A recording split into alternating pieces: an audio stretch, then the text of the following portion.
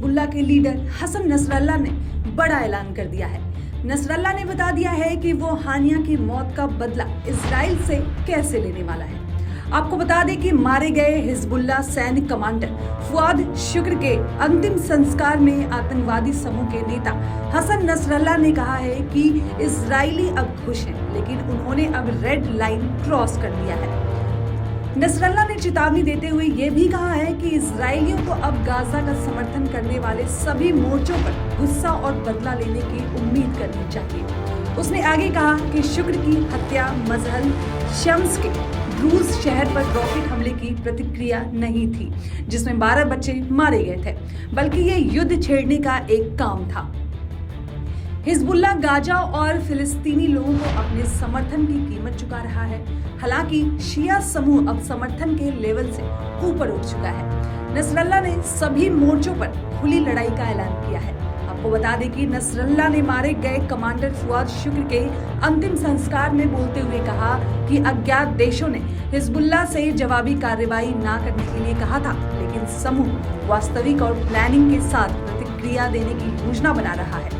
उसने कहा कि इजरायली शासन नहीं जानता कि हाल की हत्याओं पर हम किस तरह प्रतिक्रिया दें।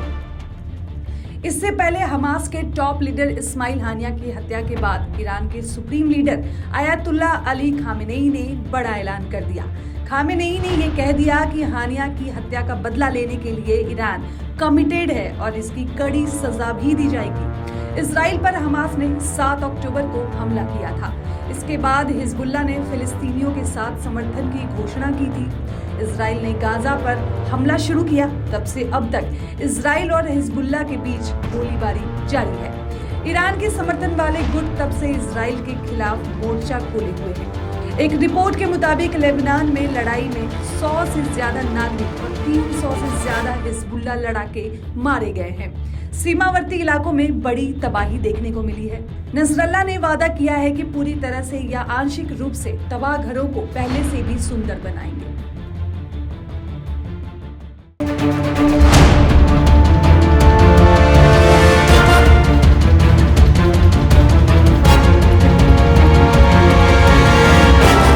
इस्माइल हानिया की हत्या के बाद हिजबुल्लाह के लीडर हसन नसरल्लाह ने बड़ा ऐलान कर दिया है।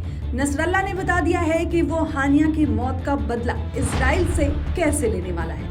आपको बता दें कि मारे गए हिजबुल्लाह सैनिक कमांडर फुआद शुक्र के अंतिम संस्कार में आतंकवादी समूह के नेता हसन नसरल्लाह ने कहा है कि इजरायली अब खुश हैं, लेकिन उन्होंने अब रेड लाइन क्रॉस कर दिया है।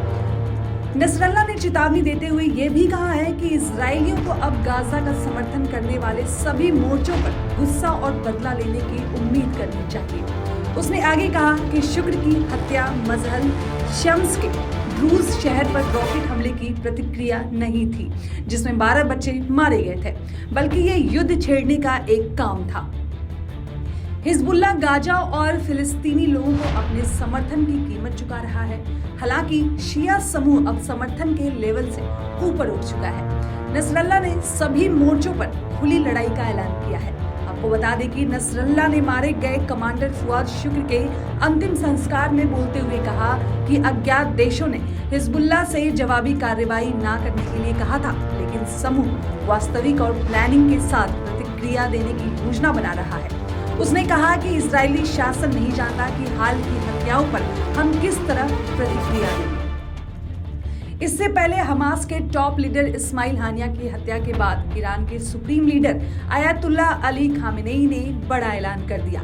खामेनेई ने यह कह दिया कि हानिया की हत्या का बदला लेने के लिए ईरान कमिटेड है और इसकी कड़ी सजा भी दी जाएगी। इजराइल पर हमास ने 7 अक्टूबर को हमला किया था।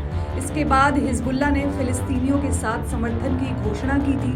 इजराइल ने गाजा पर हमला शुरू किया, तब से अब तक इजराइल और हिजबुल्लाह के बीच गोलीबारी जारी है। ईरान के समर्थन वाले गुट तब से इजराइल के खिलाफ मोर्चा खोले हुए हैं। एक रिपोर्ट के मुताबिक लेबनान में लड़ाई में 100 से ज्यादा नागरिक और 300 से ज्यादा हिजबुल्लाह लड़ाके मारे गए हैं।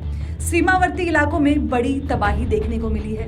नसरल्लाह ने वादा किया है कि पूरी तरह से या आंशिक रूप से तबाह घरों को पहले से भी सुंदर बनाएंगे।